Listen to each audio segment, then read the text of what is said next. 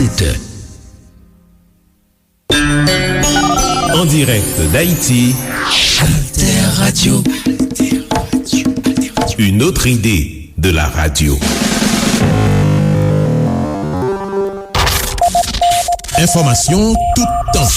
Information sous toutes questions. Information dans toute forme.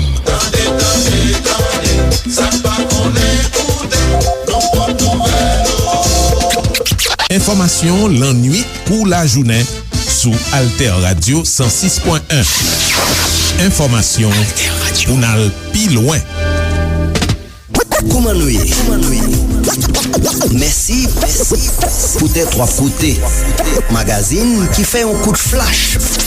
Coup de flash sous ça qui a passé dans le monde. Événement. Qui rentrait la caille.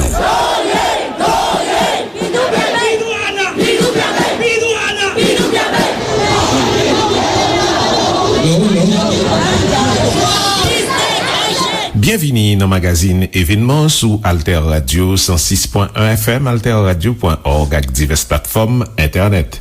Magazine événement toujours traité actualité internationale chaque semaine pour aider auditeurs avec auditrices nous bien comprendre ce qui a passé sous scène internationale. Tous les jours dans actualité mauvaise nouvelle a vinn joindre nous sous Birmanie, un pays en Asie côté l'armée fait un coup d'état 1er février passé. Expérience yon ti ouverture démocratique qui t'a fait depuis quelques années fait main brutalement. Militaire arrêté président Win Myint avec chef gouvernement prix Nobel Aung San Suu Kyi. Peut-être, entre autres, yo dit te gagné fraude dans dernière élection législative yo. Parti Aung San Suu Kyi a été remporté haut la main. Mais depuis un mois, population birmanienne dit li pas bay le gain. Malgré la métouille plus passé 50 moun déjà, mobilisation pas faibli, désobéissance civile a continué.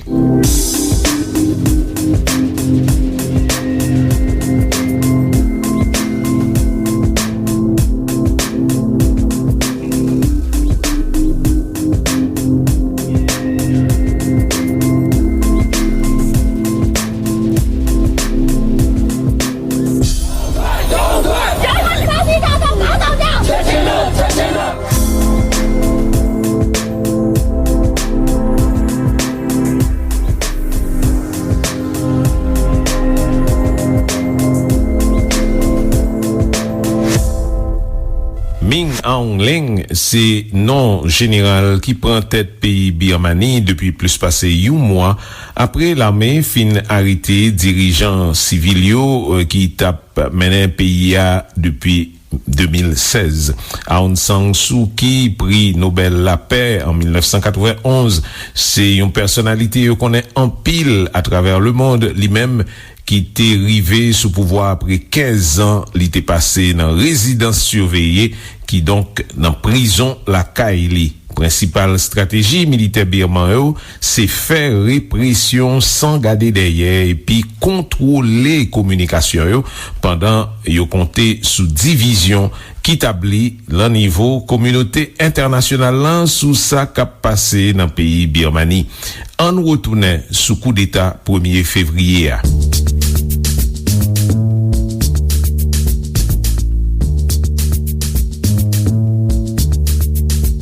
La Birmanie, plus vaste État de l'Asie du Sud-Est continentale, est une véritable mosaïque culturelle. Situé au carrefour de deux grandes puissances, l'Inde et la Chine, le pays abrite 53 millions d'habitants, dont 135 ethnies. Depuis son indépendance en 1948, le pays, à majorité bouddhiste, fait face à des mouvements sécessionnistes, source de conflits interminables. Des affrontements qui ont permis à l'armée de tenir le pays sous sa botte pendant près de 50 ans. Arrivé au pouvoir en 1962, puis renouvelé par un second coup d'état militaire en septembre 88, la junte birmane est finalement dissoute en 2011. Le pays entame alors une difficile transition démocratique. L'égérie de l'opposition Aung San Suu Kyi et son parti, la Ligue nationale pour la démocratie, remportent les élections en 2015, puis en novembre 2020. Mais l'armée occupe toujours une place centrale. Elle garde notamment la main sur 3 ministères clés, l'intérieur, la défense et les frontières.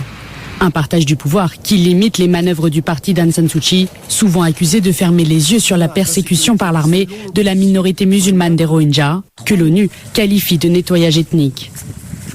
Son silence est vivement critiqué à l'international, mais la prix Nobel de la paix 1991 privilégie le compromis avec les militaires. Un compromis qui n'aura donc pas suffi. L'armée vient de siffler la fin de cette parenthèse démocratique. S'agit-il simplement d'une parenthèse ou bien au contraire d'une reprise définitive du pouvoir par l'armée? On va en débattre avec ici même Cyril Payen, grand reporter pour France 24. Vous avez été longtemps correspondant de France 24 en Asie. Merci d'être avec nous, Cyril. Avec nous également Olivier Guillard, chercheur au CERIAS, le Centre d'études et de recherche sur l'Inde, l'Asie du Sud et sa diaspora à l'Université du Québec à Montréal, directeur de l'information chez Crisis 24. Bonjour Olivier Guillard, merci d'être avec nous. Également avec nous Bénédicte Braque de la Perrière. Vous êtes ethnologue, également chercheur au CNRS. Merci à vous d'avoir accepté notre invitation sur France 24. Et puis, on est aussi avec Daniel Bastard, directeur du bureau Asie-Pacifique à Reporters sans frontières, qui va nous rejoindre dans un instant. Peut-être un mot de ce qui s'est passé, Olivier Guillard, et des informations dont on dispose. On a l'impression que le coup d'État s'est fait presque de manière pacifique, sans effusion de sang en Birmanie. C'est pour l'instant le cas. On espère évidemment que les choses vont demeurer au moins sous ce volet un petit peu contenu. Ce n'est pas une surprise. En définitive, les militaires n'ont rien à gagner à verser encore dans le sang. Les forces de l'opposition et les partisans de la démocratie, ils sont nombreux, donc savent aussi à quoi s'en tenir. Ils sont anesthésiés à diverses reprises ces dernières décennies, et les piqûres de rappel de la puissante armée et de l'appareil d'État sont là pour convenir un petit peu de la force, et les militaires ont eu un savoir-faire, hélas, tristement reconnu dans ce pays. Pour l'instant, donc, tout se déroule relativement bien, si je puis dire malheureusement et heureusement à la fois, pour la feuille de route des militaires. La Birmanie est pas tout à fait sous le choc, elle s'attendait dans une certaine mesure aux événements. Et oui, un événement attendu, ce coup d'État, Bénédicte Braque de la Perrière, on en avait vu les prémices ces derniers jours. On en avait vu les prémices ces derniers jours, effectivement, l'annonce ou le refus de renoncer à l'option coup d'État a été exprimé clairement par le porte-parole des militaires cette semaine. Et c'est lié au refus de la commission électorale de prendre en compte la plainte des militaires et de l'organe politique, l'USDP, concernant des fraudes électorales. Fraudes qui évidemment ne sont pas avérées pour le moment, mais c'est autour de cette question-là donc que le ton est monté la semaine dernière jusqu'à donc le débat auquel on a eu affaire. Cyril Payen, le Parlement issu des dernières élections législatives devait entamer sa première session. C'est à ce moment-là qu'intervient le coup d'État. Pourquoi ? Parce que les militaires n'ont pas supporté le triomphe électoral du parti d'Aung San Suu Kyi ? C'est peut-être une question de face, on est en Asie, peut-être que c'est aussi la relation, aussi simplement, c'est peut-être qu'on expliquera plus tard ce coup d'État, c'est un coup de sang de l'homme le plus puissant de Birmanie, le général Min Aung Hlaing, dont les relations avec Aung San Suu Kyi se sont dégradées, c'était notoirement maintenant reconnu au fil des mois, et n'a pas supporté ce camouflet électoral, puisqu'il pensait que son assise de la USDP, qui était sa milice qui représentait le pouvoir militaire de la Tatmadaw dans les urnes, a pris un énorme camouflet puisqu'ils n'ont remporté que 33 sièges avec un raz-de-marée de la Ligue nationale pour la démocratie. Le problème, c'est que ça veut dire qu'encore une fois, exactement comme en 1990, quand Aung San Suu Kyi comme icône pro-démocratique a émergé, eh bien c'est un refus du vote pro-démocratique, un refus des urnes qui s'illustre aujourd'hui.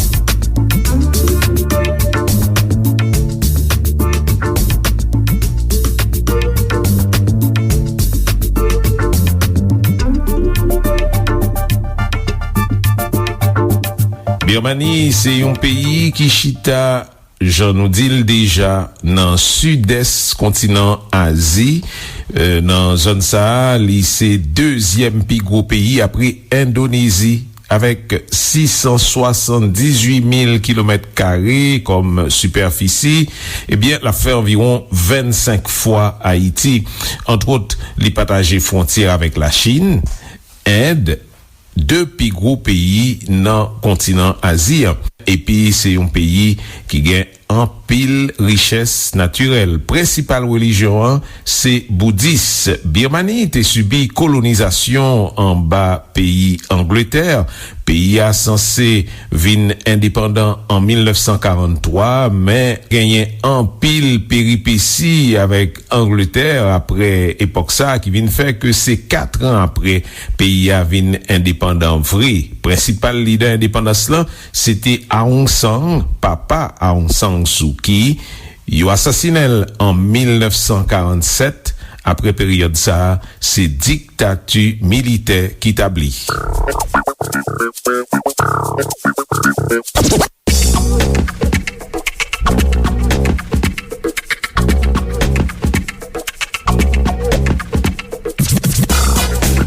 La Birmanie, c'est d'abord un pays relativement enclavé. L'essentiel de la population se situe dans la plaine centrale, irriguée par le grand fleuve Irrawaddy. C'est là, au sud, que se trouve la ville principale, Rangoon, l'ancienne capitale, tout près du golfe du Bengale, principale porte d'accès vers l'extérieur. Mais pour le reste, la Birmanie est séparée de tous ses voisins par des chaînes de montagnes. Au nord, avec son grand voisin, la Chine, à l'ouest, avec le Bangladesh et l'Inde, à l'est et au sud, avec le Laos et la Thaïlande. Culturellement, la Birmanie est d'ailleurs plus proche de ces deux derniers pays, le Laos et la Thaïlande, parce que la religion dominante, de très loin, c'est le bouddhisme, plus de 80% de la population. Mais la Birmanie, c'est une mosaïque de populations différentes. Et la question ethnique est absolument centrale. L'ethnie principale, ce sont les Birmans. Mais le pays compte des centaines de populations différentes. Les Arakanais, les Rohingyas, les Shan, les Kachin, etc. Le nom officiel du pays, c'est d'ailleurs Myanmar, ce qui veut dire pays merveilleux. Le nom de Birmanie, lui, renvoie essentiellement à l'ethnie birmane. Donc on voit bien la question ethnique. Et l'armée utilise cette question de façon centrale. Elle revendique la domination de l'ethnie birmane, voire elle cherche à procéder à de l'épuration ethnique.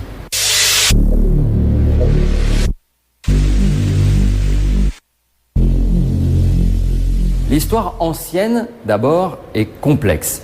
Elle a justement été marquée par la volonté de domination progressive de l'ethnie birmane aux dépens des autres populations, en particulier les Shan au nord. Ensuite, elle a été marquée par la présence britannique à partir de la fin du 19e siècle, puis l'occupation japonaise, avec à chaque fois des répressions à la clé. Donc, l'étranger est souvent regardé d'un œil très méfiant. L'histoire récente, maintenant, c'est la toute-puissance des militaires. Le pays devient indépendant en 1948. Il ne va connaître qu'une dizaine d'années de relative stabilité et de relatif processus démocratique. À partir de 1958, les militaires commencent à contrôler le pouvoir. Puis en 1962, premier putsch, le général Ne Win instaure une dictature militaire. Il prend tous les pouvoirs. Cette dictature militaire va durer 50 ans. Elle est marquée par de sanglantes répressions, notamment en 1988, lorsque l'opposition pro-démocratique est écrasée avec des milliers de morts. Plusieurs militaires se succèdent à la tête du pouvoir. Ne Win va passer la main, par exemple, au général Tan Shwe dans les années 2000, qui va, lui, déplacer la capitale de Rangoon à Naypyidaw, en plein cœur de la jungle. Sous embargo international, le régime va finir par lâcher du lest. En 2010, il libère la principale opposante, Aung San Suu Kyi. Puis en 2011, la junte militaire est officiellement dissoute. Il s'ensuit plusieurs élections, remportées systématiquement par le parti d'Aung San Suu Kyi, la Ligue nationale pour la démocratie. Mais attention, les militaires conservent les rênes, ils contrôlent les principaux ministères, ils détiennent au minimum 25% des députés et ils conduisent la répression contre les minorités, en particulier les Rohingyas musulmans. En 2017, ils seront plus de 700 à 800 000 à fuir le pays vers le Bangladesh voisin. En novembre 2020, nouvelle élection, nouveau raz-de-marée électoral en faveur du parti d'Aung San Suu Kyi. Cette fois, c'en est trop pour les militaires. Ils craignent de perdre le pouvoir avec une réforme constitutionnelle. Ils reprennent donc ce qu'ils considèrent comme leur propriété, putsch.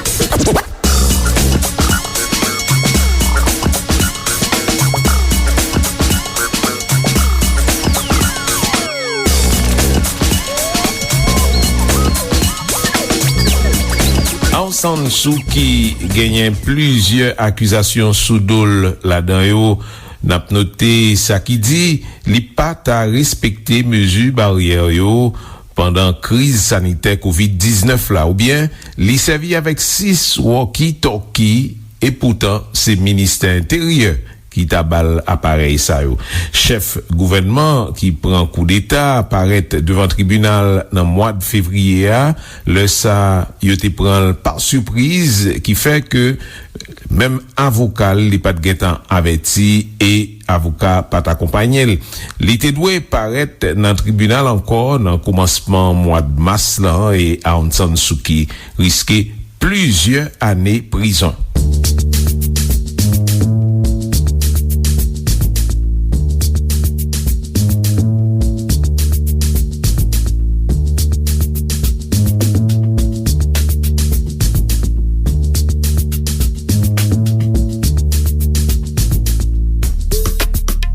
Désormais l'objet de 4 actes d'accusation. Alors, Aung San Suu Kyi, qui est apparu, vous le disiez, par visioconférence, en bonne santé, selon sa défense.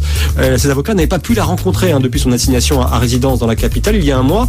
Ces 2 nouvelles charges qui ont été ajoutées lors de l'audience du jour, c'est atteinte à l'ordre public, en fait, violation du code pénal, et puis violation aussi d'une loi sur les télécommunications, mais sans donner davantage de précision sur la réalité des reproches qui lui sont faits. Ces accusations s'ajoute à l'import illégal de matériel depuis l'étranger, notamment les talkie-walkie, 6 talkie-walkie utilisés par ces agents de sécurité qui sont pourtant mis à la disposition par l'armée. Et puis la 4e accusation, c'est le non-respect des règles sanitaires. L'armée lui reproche d'avoir approché de la foule malgré la pandémie. Prochaine audience prévue, semble-t-il, mi-mars. Les charges, vous l'aurez compris, retenues contre elle, tiennent un peu de la farce. Voilà, des charges un peu sorties de nulle part finalement aujourd'hui. Oui, parce qu'à travers ces accusations qui apparaissent ne pas tenir la route, l'armée tente de justifier a posteriori le coup d'État, car avant le coup d'État, les militaires avaient dénoncé, vous vous en souvenez, le résultat des élections générales, qu'ils ont perdu de manière magistrale au profit du Parti pour la démocratie d'Aung San Suu Kyi, et leur coup d'État accompli, vous noterez que la junte n'a pas poursuivi Aung San Suu Kyi pour ces violations soi-disant électorales, mais bien pour les actes d'accusation que je vous ai montrés. Alors le général en chef Min Aung Hlaing, qui est ex-allié de circonstances redevenues ennemies, on peut le dire, est à la manœuvre, et on imagine que c'est délibérément qu'il y a eu ces violences qui ont passé un cap hier, puisque jusqu'à présent il y avait eu 5 morts, hier 18 morts selon l'ONU, avec des tirs à balles réelles, et que c'est donc volontairement à la veille de cette audience que l'armée a fait un tour de vis supplémentaire. L'armée qui sait que l'ONU notamment n'a pas beaucoup de levier, parce qu'au Conseil de sécurité de l'ONU, vous avez la Chine qui soutient la Birmanie puisque elle considère que c'est sa sphère géographique d'influence, et vous avez la Russie qui vend des armes aux militaires.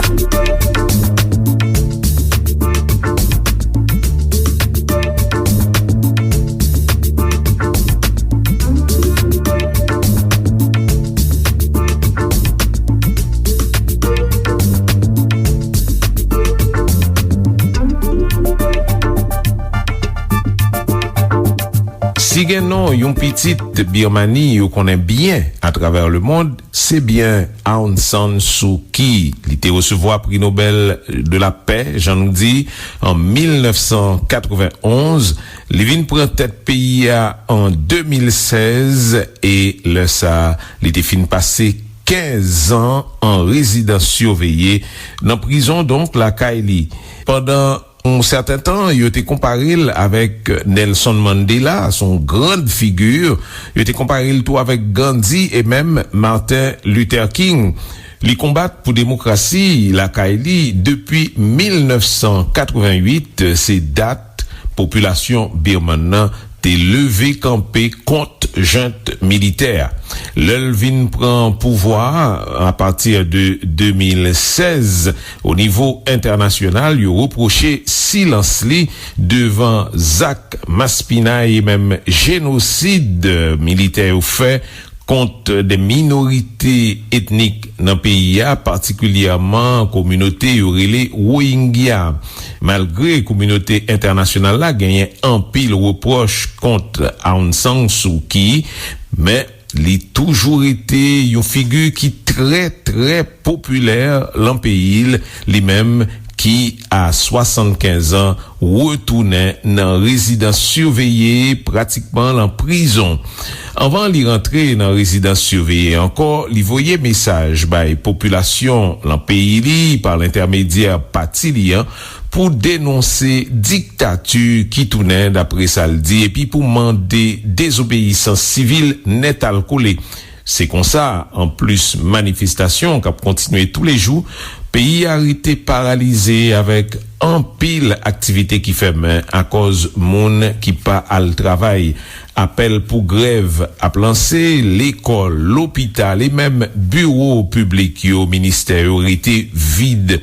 En face mouvement ça, l'armée a continué faire répression, militaire tout est plus passé 50 moun déjà, sans compter ça qui blessé en bas balle réelle ou bien balle en caoutchouc. L'armée a servi tout avec gaz lacrymogène et puis canot qui voit de l'eau pour gailler manifestants. Dans photo qui circulait, image, la police qui a essayé de démonter manifestants à coups de bâton avec coups de pied pas manqué. Militaires ont coupé accès Internet tout et puis ils ont arrêté 11 journalistes.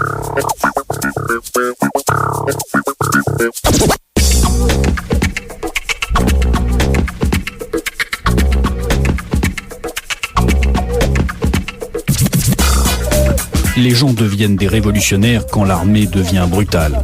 Cette banderole à elle seule résume la détermination des Birmans.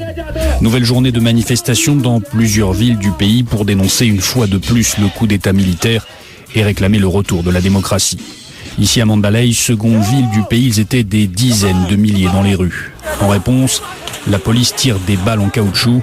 À Bagan, un adolescent aurait reçu un projectile dans la mâchoire et au moins 5 personnes auraient été blessées.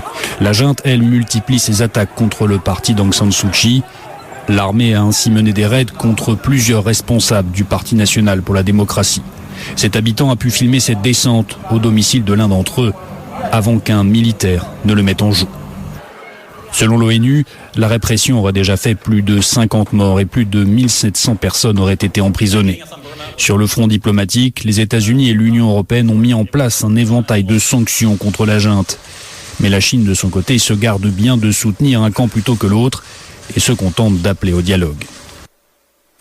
La Chine est prête à communiquer avec toutes les parties sur les bases du respect de la souveraineté de la Birmanie et de la volonté de son peuple afin de jouer un rôle constructif dans l'apaisement des tensions.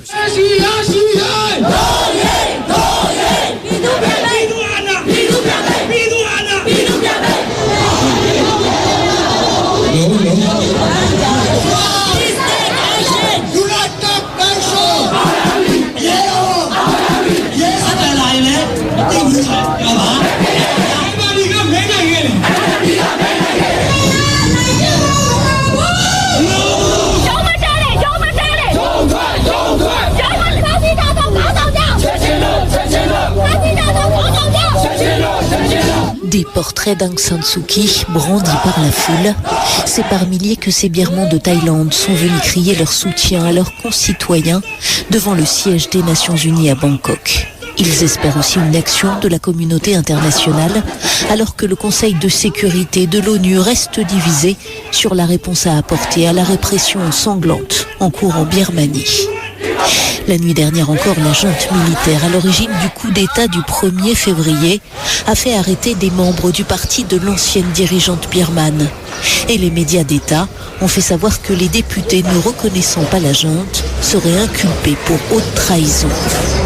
D'après un bilan certainement très sous-estimé, au moins 54 manifestants pro-démocratie ont été abattus par les forces de l'ordre depuis le début de l'insurrection pacifique. Les leaders du mouvement appellent à intensifier la mobilisation.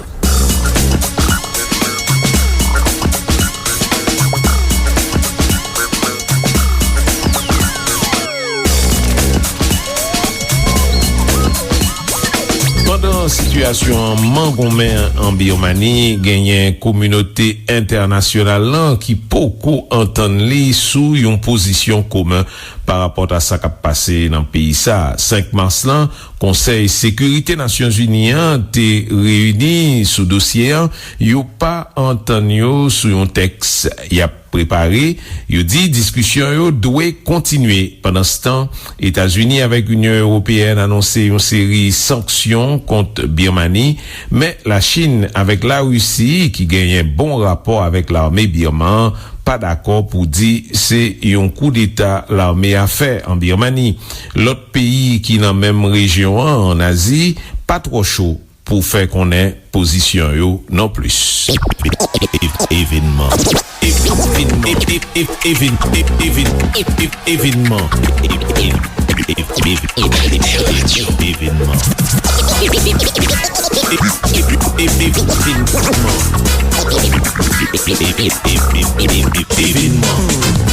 C'est comme ça, n'a fini magazine événement qui toujours traité actualité internationale chaque semaine pour aider auditeurs et auditrices nous bien comprendre ça qui a passé sous scène internationale. Nous dit que tous les jours dans l'actualité à mauvaise nouvelle a vinn joindre nous sous Birmanie, pays Asie ça à côté l'armée fait un coup d'état 1er février passé.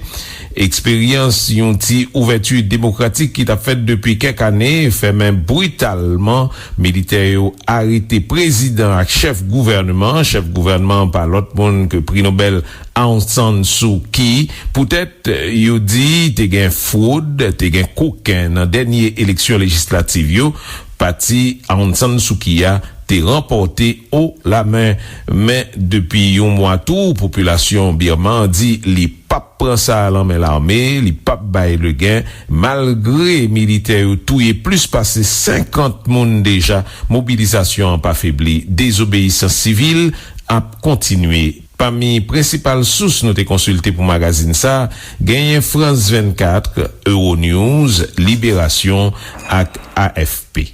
Nous disons merci pour attention nous, continuez suivre nous sous 106.1 FM, alterradio.org et diverses plateformes internet. Merci pour tes 3 côtés. Magazine qui fait un coup de flash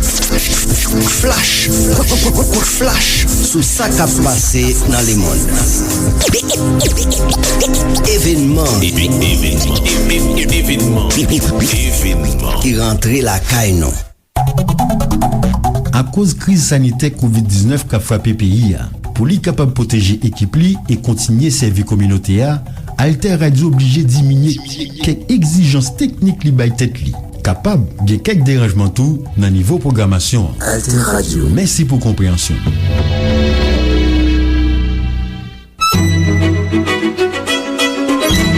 La radio de demain, c'est aujourd'hui. Alter Radio, 106.1 FM. alterradio.org